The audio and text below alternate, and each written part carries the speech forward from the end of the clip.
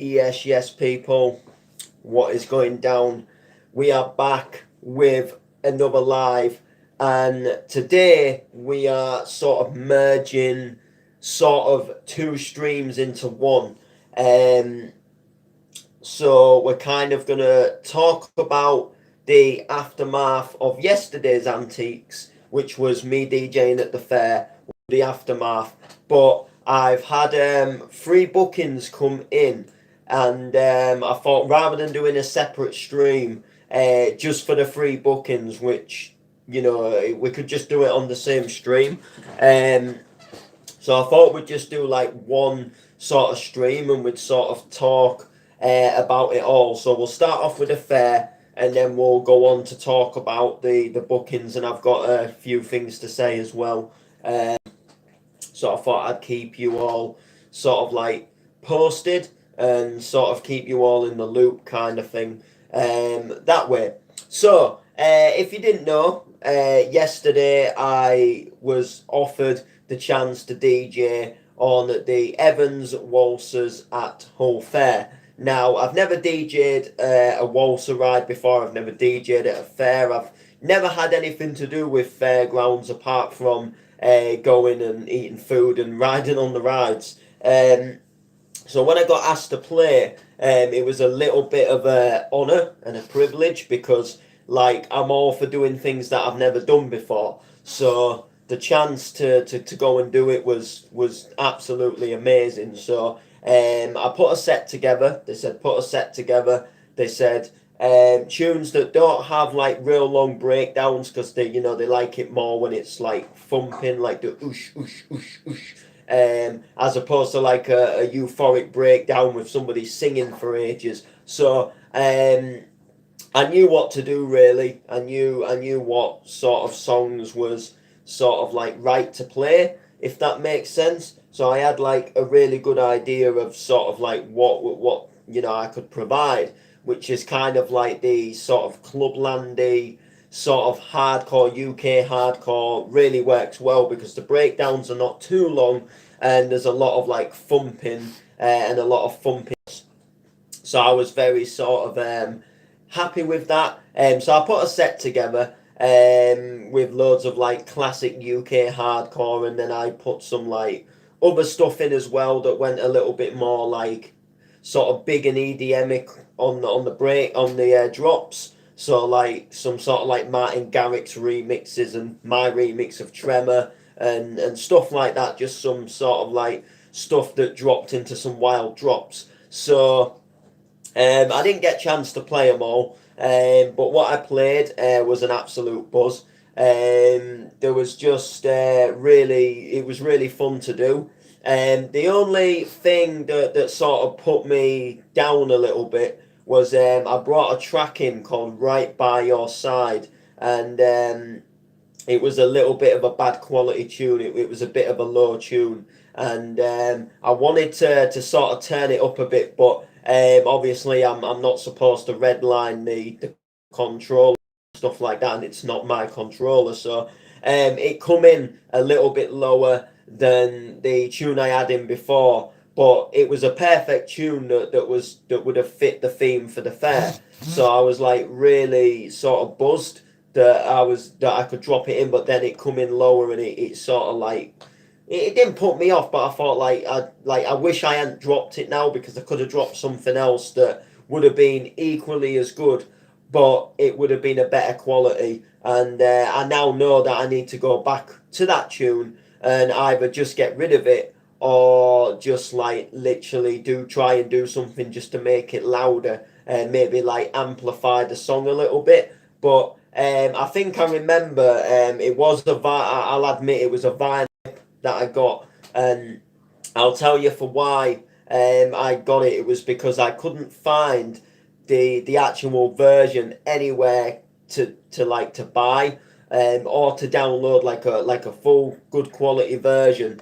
And there was a guy on YouTube. I forget what his name is. I don't know if it's like Hardcore Classics or something like that. But anyway, it's a guy, and he puts videos up like his hardcore collection on vinyl. He just takes a video and play the whole track playing from start to finish.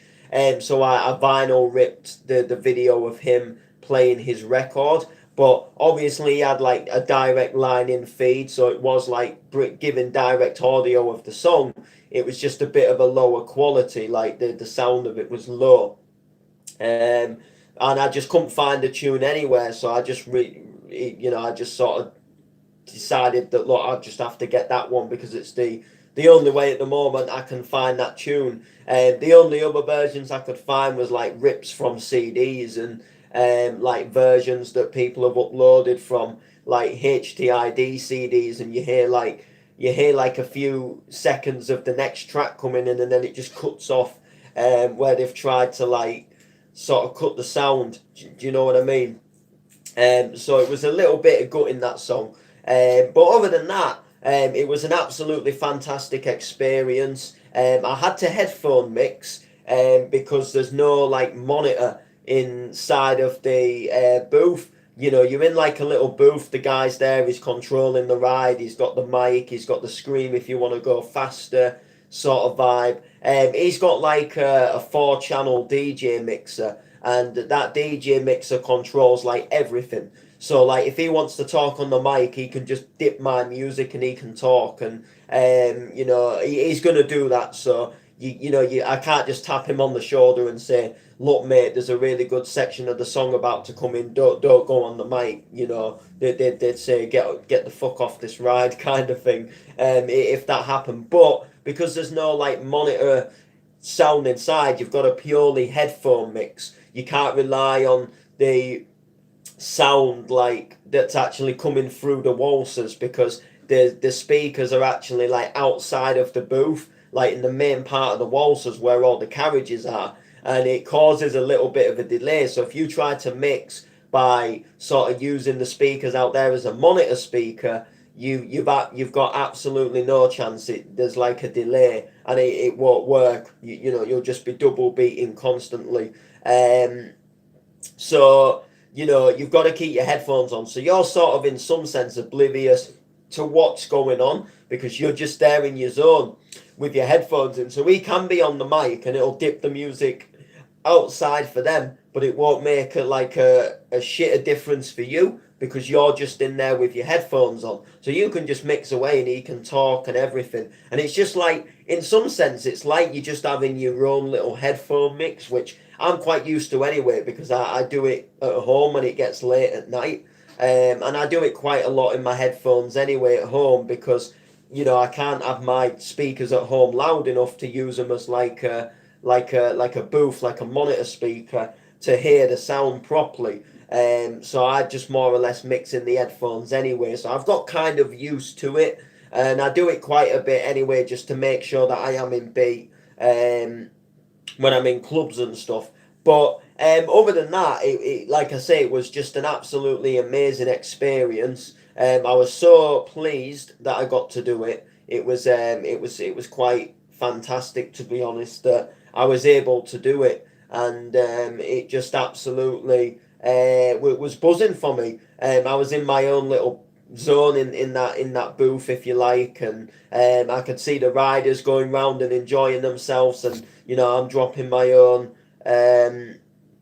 I've got my own tune dropping, Wifey, which I started with my remix of Wifey. That was absolutely buzzing, and I'm just so buzzed that I got the opportunity to do it. It was quite good. The only thing that annoyed me was another DJ who was supposed to be DJing the waltzers. Now I know of him, but I don't know him. But I've known of him, and he was sort of like DJing when I sort of first came onto the whole scene, if you like, started going to stompings and stuff. And he goes by the name of DJ Phase. Now I'm not gonna, this isn't a video to call him out and shit like that, but he did annoy me. So we get to the fair and he's already there. He's already like booked days that he's gonna DJ at the waltzers at the fair, and I believe he does it like every year. So we get there, and we think he's gonna go on and then he's gonna go off and go home, and then the rest of the night will be like for stomping and us. So literally we get there. My friend Kenny's using his controller for the fair, so he's taking it to plug it in, and this phase doesn't want to go on. He's like, no, I don't want to go on yet. I want to wait till it gets a little bit busier. So my friend Kenny's like, well, all right then. Well, then we'll just let Noble go on for an hour then. And then be a bit busier by then, and then you can go on, and then by then some of the other stomping lads will be turning up. So I was just sort of starting them off really. So he was like, yeah, cool, yeah, that's sound. So I go in the booth, get all set up, and he's like hounding me and hassling me, like as if to say I didn't know what I was doing. Do you know like how to select your tracks, and have you plugged your stick in? And I'm like, I do, I know how to DJ, and I know how to plug a USB stick into a pair of decks. And it was kind of annoying me at that point, because I'm thinking like, he's like, it's one of them people where like big headed, and that's people I can't stand. Like people who like sort of like stand over you and think they're better than you, and making out as if I didn't know what I was doing, kind of thing. So literally, I jump on anyway. I start mixing. I'm having a buzz of my life, and I'm supposed to be doing an hour because he didn't want to go on. He didn't want to go on. He wasn't in the mood for going on at that point. And then it gets to about half an hour of my set. I've been on about half an hour, dropped some absolute belters. So he goes over to Kenny. Now I'm unaware of this, and he says, how long's he going to be on? Like, how long's he going to be on for? Not how long's Noble going to be on for. How long's he going to be on for? And then my friend Kenny's like, well, he was going on for the hour because you said you didn't want to go on. So he's like, oh, I've changed my mind now. I want to go on. So he's like, all right then. Well, Noble's done half an hour, so go and ask him, and ask him, and you can go on, kind of thing. So he comes to the booth, and he's like, right, this is going to be, right, last track now. And I'm thinking, hey, it's not been an hour. So anyway, I get my last tune ready, and then he's not even going on. Another guy is going on, one of his friends, right? So he's going on, and I'm thinking like, whoa, what's going on here? I didn't know this guy was going on, kind of thing. And I'm thinking like, do I let him on? As my friend Kenny actually allowed him to go on. Do I say like, no, you're not going on, kind of thing, or do I just let him on? So anyway, I go to let him on, and he doesn't know how to work the machine. He can't find like how to get his first track up. He didn't even know, like, he couldn't hear the sound in his headphones and shit like that. And he was just having a right time of it, and he actually ended up missing the mix point. Now I'd put on a tune where the mix point sort of like comes sort of quite quickly in the tune. It's like it starts off, it's quite a long tune, so it like starts off, it's like quite long, and then it goes into this breakdown that's sort of short, but then when it comes out of the breakdown, you're nearly at the end of the track, so your mix point comes quite quick after the breakdown. So he missed the mix point. He plugs his headphones in, and then they're trying to tell me like that I have to deal with it. I have to sort of like get him out of the last track, and I'm thinking, well, my headphones aren't even in, and this phase is like getting all angry at me, like fade the track out and shit like that. Do you know what I mean? And I'm thinking like I had it all planned, and then they sort of like came in and sort of scarpered it. If I'd have known like it was gonna come up to my last track, I would have like sorted something out or prepared for it. But I just dropped a tune in that I knew I was gonna mix out of, and I knew the mix points, and I was familiar with the track. So because I wasn't planning on finishing. And then he puts his friend on, and then he still doesn't want to go on himself, and then literally he eventually decides he's going to go on.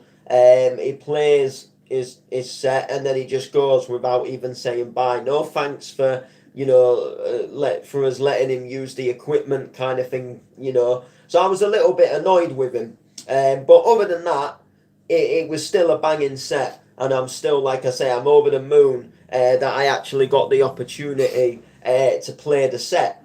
You know, I'll always be grateful. It will always be something that'll hold a memory. You know, I actually DJ'd the waltzers, and I'll probably end up doing it again. You know, I reckon I was quite good for it. So, you know, and obviously you improve all the time. So by this time next year, who knows, you know, exactly what I'm going to be doing. So I have got a video of the footage, a little bit of footage of myself at the fair. Sadly, it's not very long because I just, you know, you've got to focus so much in there that you don't really have time to prat about filming, and you know, you don't necessarily have time to sort of like film everything, and you know, you've got to be sort of on and in your zone, and you know, make sure that you're ready to bring the next tune in, and stuff like that. And you've got to kind of like, a good thing, like if you've got a tune and it comes into the breakdown, it's good if the breakdown comes when the riders are like getting off the ride. So like they like the oosh oosh oosh oosh when the ride's actually spinning round, but they don't mind the breakdown while people are like getting off the ride and the next people are getting on. So you've got to kind of really sort of work out like what you want to do, kind of thing. So do you know what I mean? But it was just a really amazing experience. So I was buzzed to do it. So I want to give a massive shout out to Dave Fallows, and a massive shout out to Kenny Watson, DJ Overdrive, for giving me the opportunity. Absolutely buzzed, and I'm so buzzed that I got chance to do it. Now, let's get on with the next part of the stream, which is I've had 3 bookings come in, and I've also got a little bit of bad news as well that I need to just address in this stream. So for those of you who don't know, you may or may not know, next weekend I was booked for an event down in Bristol called Secret Base. Well, sadly, I'm going to be unable to attend the event. Sadly, I've got to drop out of the booking. Now, I was going down with my friend Lee Tom. He was supposed to be booked on the night as well. Sadly, my friend Lee Tom's got to work on the Sunday, and it's too far for us to drive down and come back for him to work. Like if it was somewhere like Leeds or Sheffield, you know, we would have gone and done it, and then we would have come back, and then we would have like literally.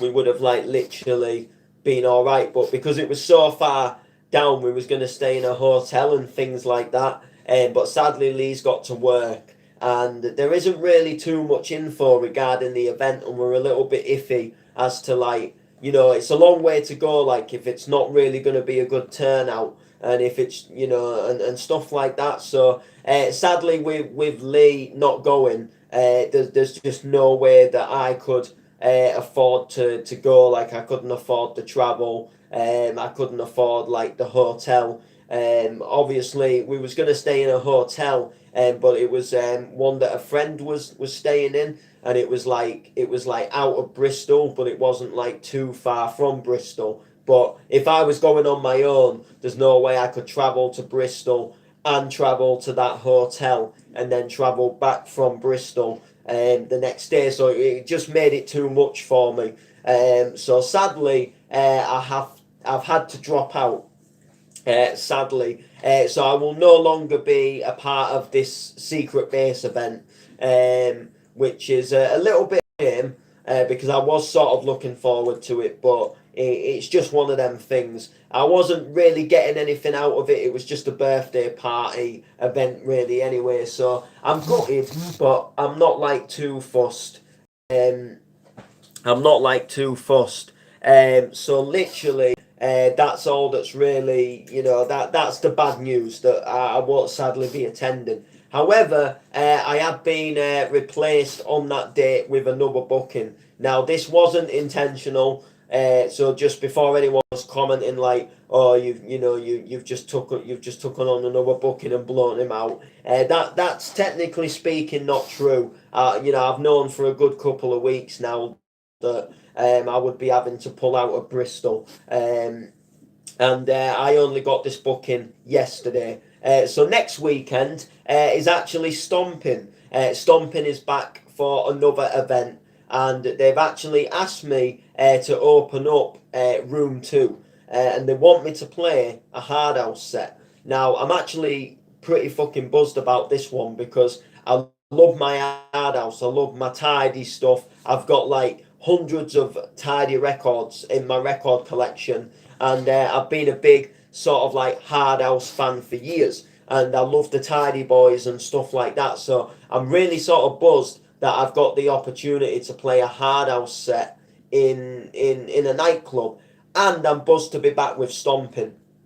Now, stomping for me is like my home. Stomping, they gave me my first ever booking as an MC on the mic. It was the 25th of May 2019, and I've actually got the poster. It's just up on the wall there. And I will always be grateful to come back to stomping because they kind of lifted my career off, really, like to do the shit that I'm doing now. Like, they gave me that first ever opportunity on a microphone, when I was like gigging as an MC a lot more than, when I wasn't DJing sort of thing.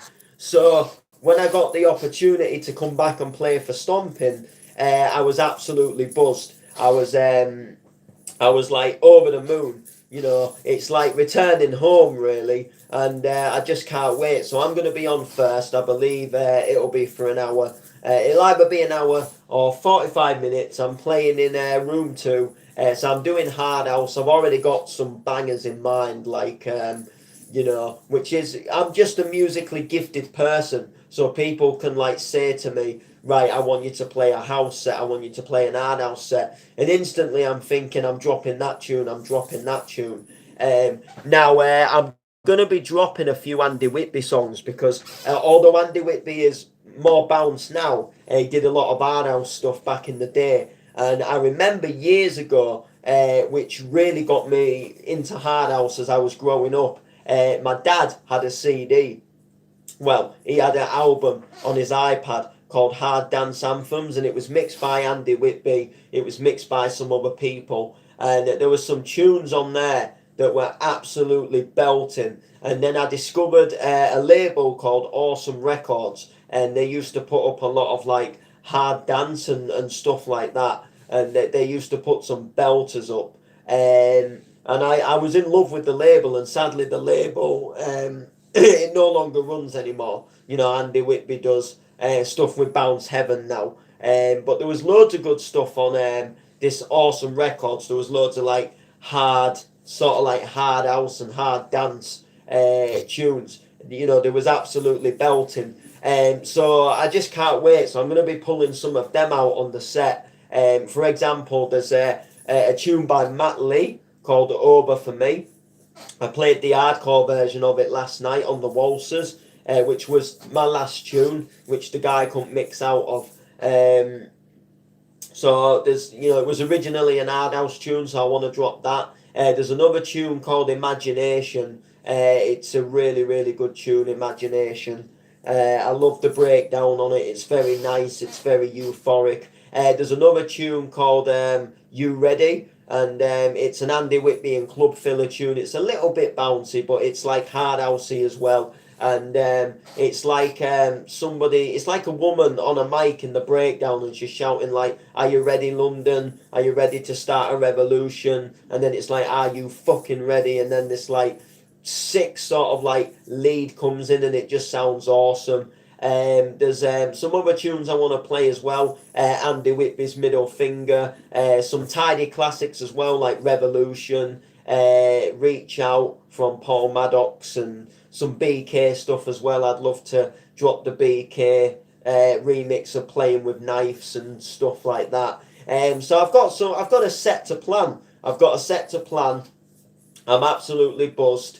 I just cannot wait for it. I can't wait to do it, which is absolutely fantastic. And then the following weekend, I've been booked on the 29th, but I can't say where yet. But you'll know it. When you see it, you'll know it. It's familiar to me. It's familiar to you. It's familiar to the channel. So, you'll know it. But I just can't say too much about it yet. I'm just waiting on the flyer getting dropped, but and all I know is I know a fair few people that are doing the booking as well. I know the date, I know obviously the venue, I know the location, I know obviously the dates. It's on a Friday, it's the 29th.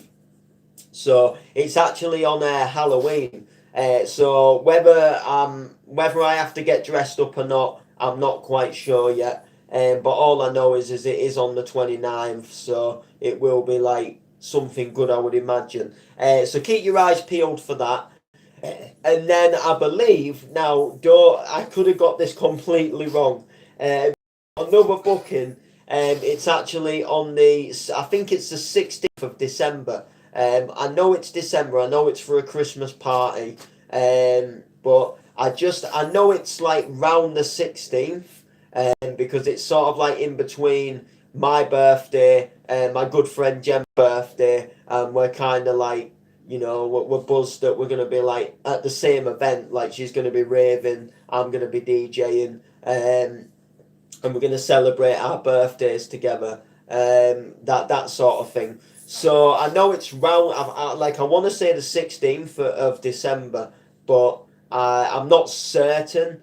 I could have got it wrong. It could be like the 18th or something, or I'm not sure. All I know is it is like it'll be a Saturday. It's a Christmas party, and I'm looking forward to it. And I've been asked to do it as well. But like I say, I can't say what it is yet because it's not been flyered.